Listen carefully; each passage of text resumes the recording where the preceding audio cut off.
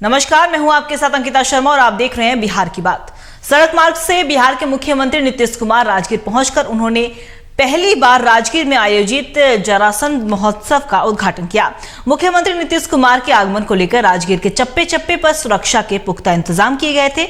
मुख्यमंत्री नीतीश कुमार के राजगीर पहुंचते ही चंद्रवंशी समाज के लोगों ने मुख्यमंत्री को पारंपरिक गदा भेंट कर स्वागत किया। कला संस्कृति एवं युवा विभाग बिहार सरकार के द्वारा मगध सम्राट जरासंध महाराज के 526वें जन्मोत्सव के अवसर पर राजगीर में जरासंध महोत्सव का आयोजन किया गया है।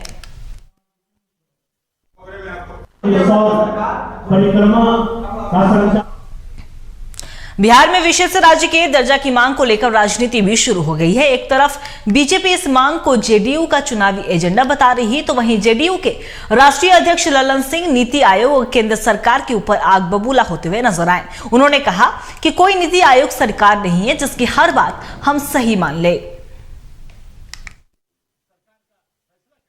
नीति आयोग सरकार नहीं है।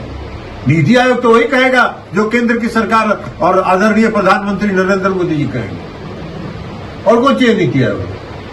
क्या होता है नीति आयोग? बिहार विशेष राज्य का दर्जा बिहार की आवश्यकता है, इसलिए कि आज बिहार जो अपने विकास की ओर बढ़ रहा है, बिहार में जो विकास का दर पिछले 10 वर्षों से जो 2 अंकों में रहा है, वो अपने बलबूते पर संसाधन पर रहा है।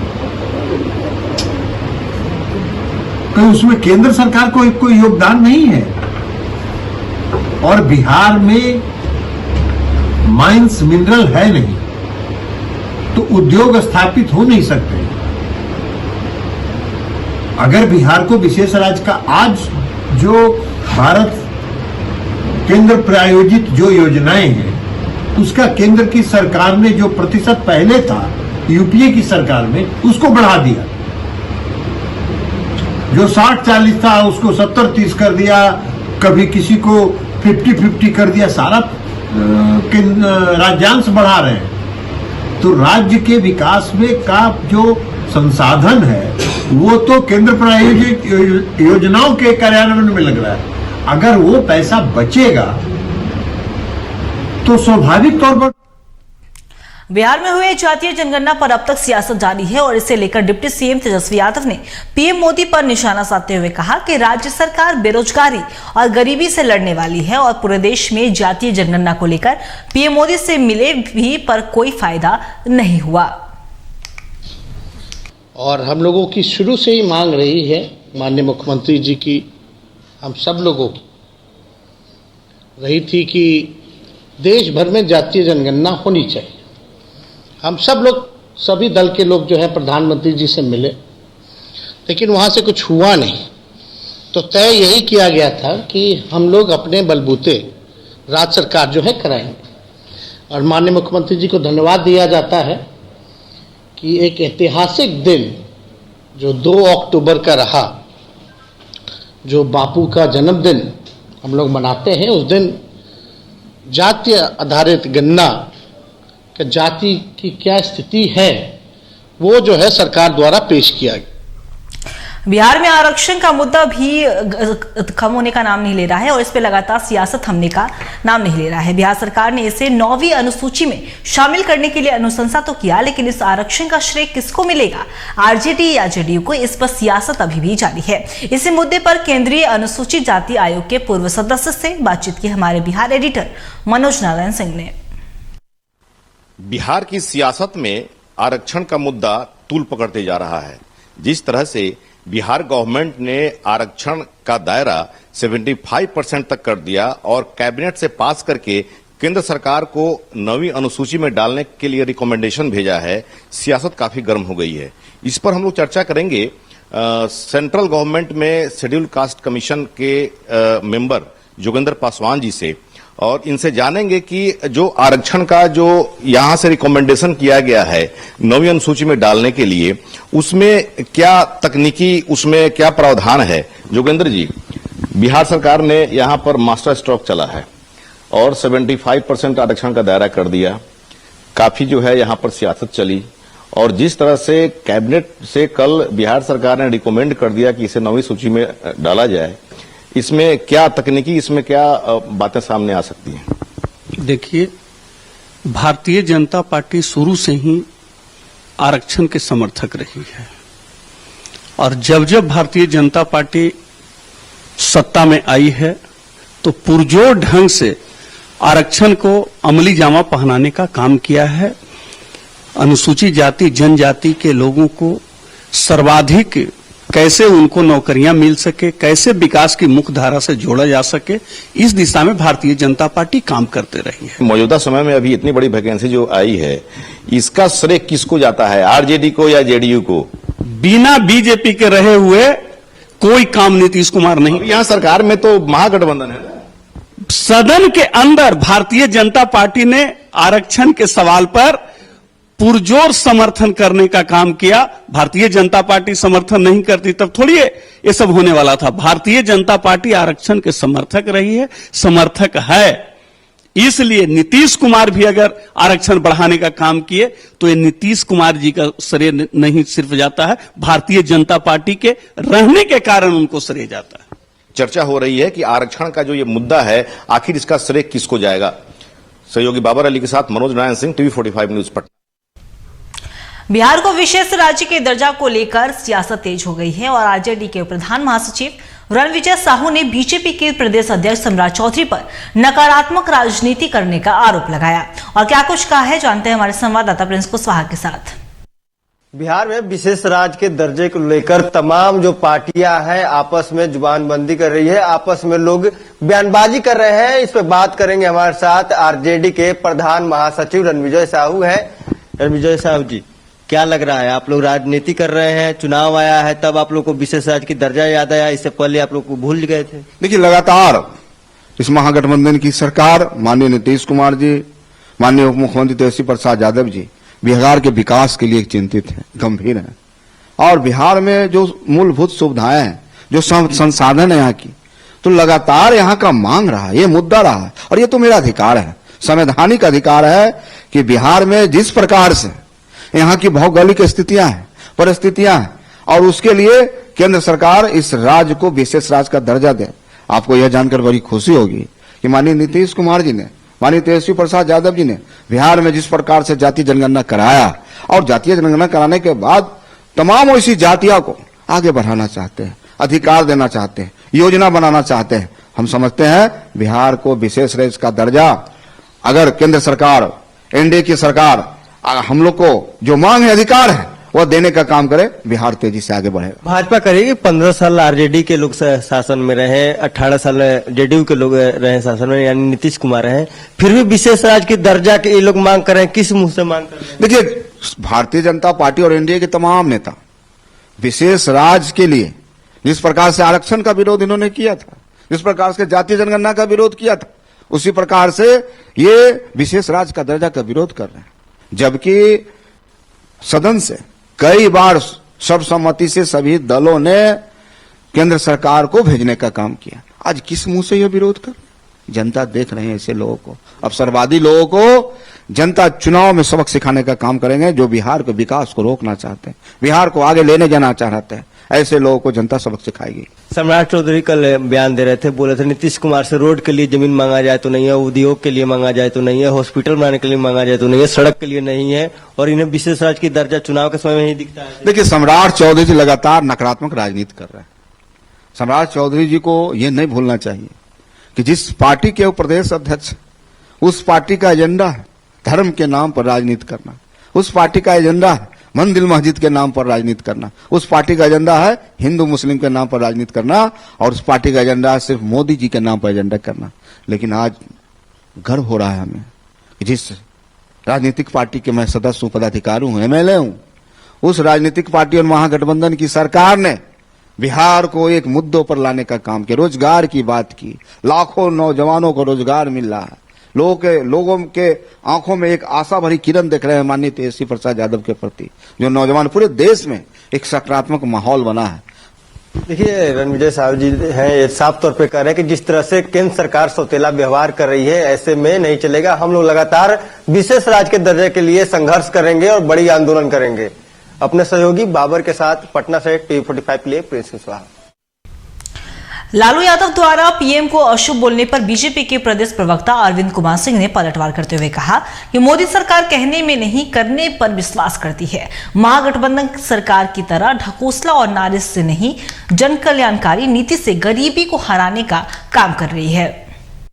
राजद के राष्ट्रीय अध्यक्ष बिहार के चाराचोर, होटवार रिटर्न, भ्रष्टाचार के प्रतीक, परिवारवाद के प्रतीक आदरणीय श्री लालू प्रसाद यादव जी ने जिस तरीका से देश के यशस्वी प्रधानमंत्री जी को अपमानित करने का काम किया है, अशुभ बोल करके उनको शर्म आनी चाहिए कि देश के यशस्वी प्रधानमंत्री जी ने हार के बाद भी खिलाड़ियों के ड्रेसिंग रूम में जाकर के उनके हौसला अफजाई किया और कहा कि 10-10 मैच लगातार आप जीते हो, ये सब होते रहता है, आगे जीतोगे। और बुलेटिन वक्त से चला छोटे से ब्रेक का, जल्द लौटेंगे।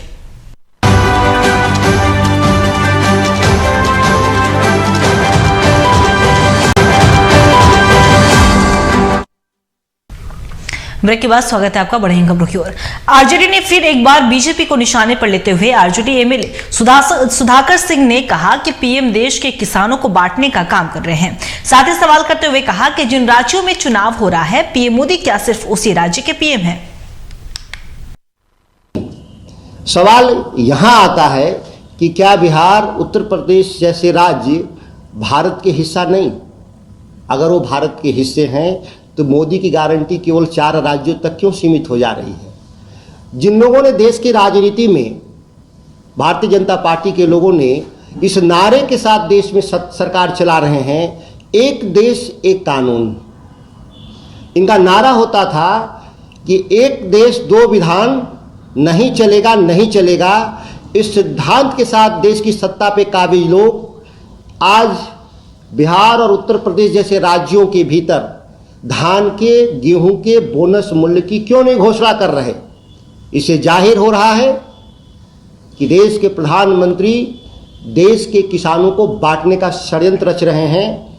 देश के प्रधानमंत्री ने कहा था 3 कानून, कृषि कानून। जमुई में कोर्ट की मुंशी को गोली मारकर हत्या के बाद जमुई पहुंचे विजय सिन्हा ने नीतीश सरकार पर जमकर निशाना साधा। विजय सिन्हा ने मृतक के परिजनों से मुलाकात कर उन्हें सांत्वना दी और साथ ही उन्हें न्याय का भरोसा भी दिलाया है।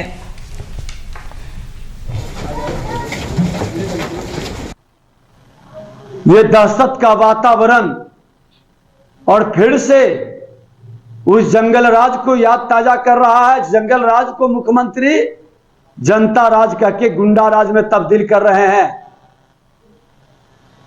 ये कतई उचित नहीं है और प्रशासन पर सत्ता का दबाव साफ झलक रहा है। ये बालू माफिया का असर प्रशासन पर, दारू माफिया का असर प्रशासन पर साफ दिखाई पड़ रहा है और इस तरह का माहौल का वातावरण कहीं न कहीं बिना सत्ता के संरक्षण में नहीं हो सकता है। सत्ता का संरक्षण और दबाव से पुलिस लाचार बेबस खड़ी है और अपराधियों का मनोबल बढ़ा हुआ है। भारतीय जनता पार्टी उस जंगल राज से भी लड़ा है और इस गुंडा राज से भी। आज उप मुख्यमंत्री तेजस्वी यादव जी जिस जात की राजनीति करते हैं, यादव समाज की बात करते हैं और यादव समाज के लोगों को गोलियों से मौत के मुंह में सुलाने का खेल होता है, लेकिन उसके आंसू पोंछने ये नहीं आ सकते हैं। नवादा में निगरानी विभाग की बड़ी कार्रवाई देखने को मिली। हिसुआ थाना के सब इंस्पेक्टर राजेश कुमार रंगेहाथ गिरफ्तार किए गए और बता दें कि निगरानी विभाग को दारोगा के खिलाफ एक आवेदन प्राप्त हुआ, जिसके आधार पर कार्रवाई करते हुए एसआई को रंगेहाथ रिश्वत लेते हुए गिरफ्तार किया गया।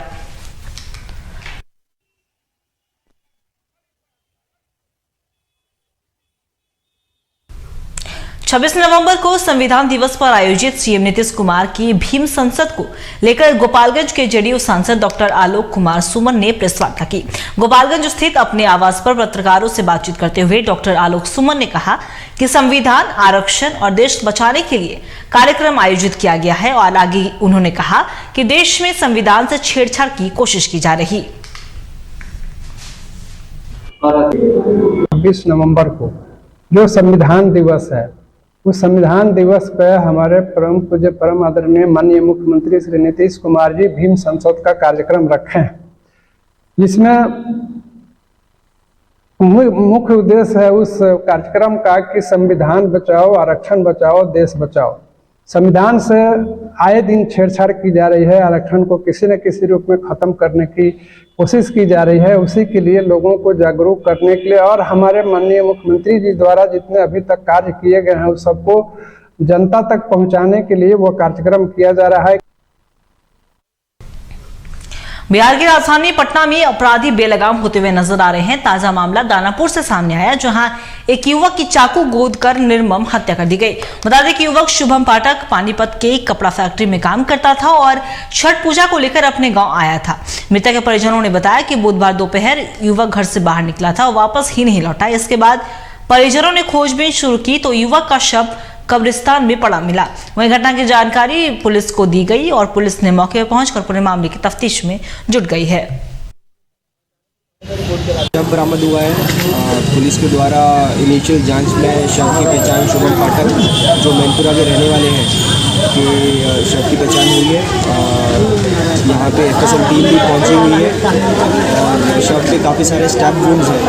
तो इनिशियल प्राइमा फेशिया ये लग रहा है कि ये जो हत्या हुई है और हत्या के कारण अभी तक बात का कारण क्लियर नहीं हुआ है, लेकिन जिनके साथ वो लास्ट देखे गए थे तो उनको ढूंढने का प्रयास किया जा रहा है और आगे की जांच की जा रही है। आगे का कार्रवाई से आप लोगों को अवगत करा दिया जाएगा। किस चीज़ से हत्या हुई है? हत्या इनिशियली प्राइमा फेशिया जो लग रहा है वो किसी नुकीले पदार्थ से हुई है। मे बी कोई चाकू, टुकड़ी या फिर कोई और ऐसी नुकीली जो है वो इंस्ट्रूमेंट उससे हुई है। वैशाली जिला के सोनपुर के इस्माल चकचवर में पुरानी रंजिश में जमीन माफिया ने एक युवक की गोली मारकर हत्या कर दी। मृतक ओनम कुमार के परिजनों ने बताया कि जमीन कब्जा करने आए जमीन माफिया ने पहले मारपीट की, उसके बाद सिर में गोली मार दी, जिससे कि मौके पर ही उसकी मौत हो गई। वहीं घटना से आक्रोशित लोगों ने हाजीपुर छपरा मुख्य सड़क को जाम कर आरोपियों की गिरफ्तारी की भी मांग की है। हमको बेटा के पपुआ मारला का गोलू से हमार बेटा खेत बुआवे का। का नाम बा बेटा के? हमर ओ नाम गांव के नाम इस्माइल सकबा। पपुआ मारला का। पापा के नाम इनकर का बा? हरियर सा। बाप हमर राजपति नाम बा। हमर राजा बेटा। कहाँ मार दिलक? राया में मारला का। काची से मार दिलक? गोली से मारला का। पटना सिटी के खुशरूपुर प्रखंड अंतर्गत बैकटपुर के राजपूत टोला में हथियारबंद अपराधियों ने एसपीजी जवान के परिवार वालों को बंधक बनाकर लूटपाट की घटना को अंजाम दिया। इस बीच अपराधियों ने घर के 2 सदस्यों के साथ मारपीट कर घायल भी कर दिया और घटना के वक्त अपराधियों ने एक अबोध बच्ची को ढाल के रूप में इस्तेमाल किया। वहीं डकैतों ने तकरीबन 13 लाख रुपए के गहने और 1 लाख नकदी लूट लिए और घर में और भी कीमती सामान मौजूद था। बावजूद अपराधियों ने इसे छुआ तक नहीं और मसलन डकैतों के निशाने पर जेवरात और कैश ही था। वहीं सूचना पाकर खुशरूपुर पुलिस मौके पर पहुंची और पूरे मामले की तफ्तीश में जुट गई है। रात के 1 बजे आया, 15-17 के बीच में था टोटल लोग। आकर गेट तोड़ के अंदर ढुक गए और सभी को, जितना भी मेरे फैमिली में थे 6 लोग टोटल थे, 5 के टोटल सबको मतलब कि अपने गिरफ्त में ले लिए। छठा में हम मेरे रूम बंद था, इसका भी गेट तोड़ के हमको भी वो बंदी बना लिया। कितने बजे रात की घटना है? रात में 1 बजे की घटना है और वो पूरा रात में 2:20 तक 10 मिनट तक कार्य इसका चलता रहा। घर का दरवाजा का कुंडी उखाड़ करके घर में 10-12 की संख्या में लोग प्रवेश किए। प्रवेश करने के बाद सबको बंधक बना दिया गया और बंधक बनाने के बाद घर में जितना जेवर और पैसा था चोरों के द्वारा ले लिया गया। 10-12 लाख के आसपास लोग जैसा बता रहे हैं, आकलन बता रहा है कि 10-12 लाख का गहना और कुछ। नालंदा के अस्थावा थाना क्षेत्र इलाके में बुधवार देर रात शराब के नशे में धुत शराबी पति सुरेश चौधरी ने अपनी पत्नी खुशबू कुमारी की गला दबाकर हत्या कर दी। हत्या करने के बाद आरोपी पति फरार हो गया। वहीं मृतका के परिजनों का आरोप है कि सुरेश चौधरी ने अपनी पहली पत्नी को भी जहरीली दवा खिलाकर शराब के नशे में हत्या की थी। इसके बाद आरोपी ने खुशबू कुमारी से दूसरी शादी की, पर शराब के नशे में धुत होकर प्रताड़ित करने का सिलसिला जारी रहा और अंत में उसने खुशबू की भी हत्या कर दी। फिलहाल पुलिस पूरे मामले की जाँच कर रही है। हमको बेटी के फांसी लगा के मार दिया। अच्छा। अब पहले दिन से बड़ी समझाते बुझाते रहते थे, दारू पी पी के हमको बेटी के मारता था, गरियाता था, डेली फोन करके के समझाते थे।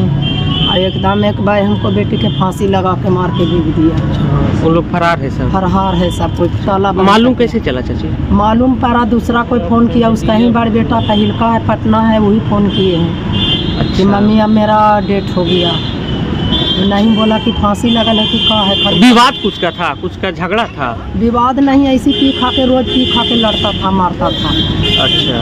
रोज पी खा के ऐसी मारता था, मुँहे मुँहे। अच्छा, लड़का का पहले से भी शादी हुआ था ना? हाँ, पहले से लड़का के शादी था, 3 गो बाल बच्चा। पहला हूँ बीवी के उसका मारा है। कैसे मारा?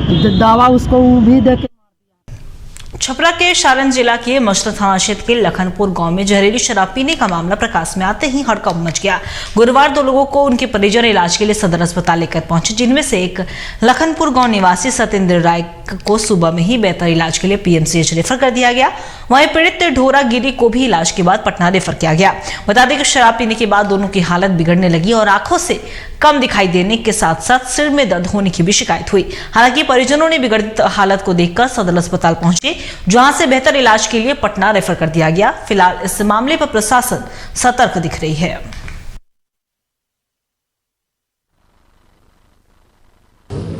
दारू पिए लोग। कहाँ दारू पी लिए?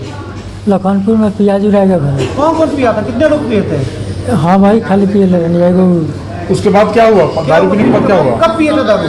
हम दारू सुबह पिए ले रहे। आज सुबह? ना, 3 दिन पहले मंगलवार। अच्छा, फिर क्या परेशानी हुई? हमारा आँख से कम लौके लगा। कब से? उस दिन शाम से। अभी क्या दिक्कत रहते हैं? अभी आँख से नहीं खेल। और क्या परेशानी है? कपार में दर्द है। वो कमजोरी और डिमनिश विजन लेकर आ रहे हैं यहाँ पे, तो उसको ध्यान में रखते हुए ट्रीटमेंट किया जा रहा है जी। और आई वाले सर को बुलाकर ट्रीटमेंट करवाया जा रहा है। प्रॉब्लम क्या है उनको? तो वही डिमनिश विजन, मतलब विजन लॉस। कितने पेशेंट आए थे अभी तक? एक मॉर्निंग में आया था, एक अभी आया। दोनों लोगों को ऐसी प्रॉब्लम थी? हाँ, वही। शराब पीने की बात आ रही थी, शराब का सेवन के उसके बाद तबियत बिगड़ने लगी। वो मरीज बोल रहा है, हिस्ट्री दे रहा है, वैसा कुछ क्या हिस्ट्री बता रहा है मरीज? वो बोल सासाराम के सदर अस्पताल में 24 करोड़ से अधिक की लागत से बनकर तैयार मातृ शिशु अस्पताल में मरीजों का इलाज शुरू हो गया है। हालांकि इसका उद्घाटन डीएम करेंगे, पर उद्घाटन से पहले ही इसमें मरीज का इलाज शुरू हो गया। बता दें कि अत्यधिक सुविधाओं से लैस इस अस्पताल में खासकर नवजात शिशुओं और गर्भवती महिलाओं को काफी सहूलियत मिलेगी। शिशु अस्पताल आज से सदर अस्पताल में शुरू हो गया है। हाँ, देखिए, ये मातृ शिशु अस्पताल बनकर पहले से ही तैयार था। हाँ। और यहाँ ट्रांसफार्मर का प्रॉब्लम था। हाँ। जो कि देखिए, यहाँ के जिला पदाधिकारी महोदय के प्रयास से ये ट्रांसफार्मर भी लग चुका है और आज से ये चालू हो गया। इसमें सारे जितनी माताएं बहनें जो हैं अपने बच्चों का या अपना भी इलाज के लिए सब लोग आ रही हैं, जा रही हैं, सब ओपीडी। फिलहाल बिहार की बात में इतना ही। बने रहिए खबरों के लिए TV45 के साथ। दीजिए इजाजत। नमस्कार।